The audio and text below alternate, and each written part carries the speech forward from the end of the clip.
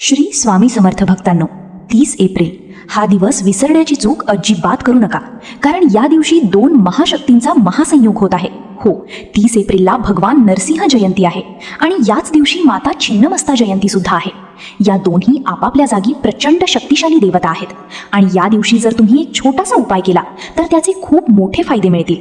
तुम्हाला फक्त श्रद्धेने पूजा करायची आहे आणि वेळ मिळेल तेव्हा एका विशेष मंत्राचा जप करायचा आहे. यामुळे गरिबी, अज्ञान आणि भीतीपासून मुक्ती मिळेल.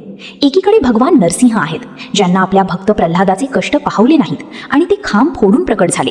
त्यांनी हिरण्यकश्यपूचा वध केला, म्हणूनच त्यांना शत्रूंसाठी काळ आणि भक्तांसाठी ढाल म्हटले जाते. त्यांची पूजा केल्याने तुम्हाला शत्रूंपासून नक्कीच मुक्ती मिळेल. आणि दुसरीकडे महाशक्ती माता छिन्नमस्ता आहे, ज्यांना 10 महाविद्यांपैकी एक मानले जाते. त्यांची पूजा केल्याने मनातील मोहमाया आणि अज्ञान संपते आणि सर्व प्रकारच्या भीतीपासून मुक्ती मिळते. तुम्ही या दिवशी पूजेसाठी खाली शुभ मुहूर्त आहे. जर तुम्ही सकाळी पूजा करणार असाल तर सकाळी 10:59 ते दुपारी 1:38 पर्यंत आणि संध्याकाळची वेळ दुपारी 4:17 ते संध्याकाळी 6:56 पर्यंत. शक्य असल्यास संध्याकाळी पूजा करणे अधिक चांगले मानले जाते.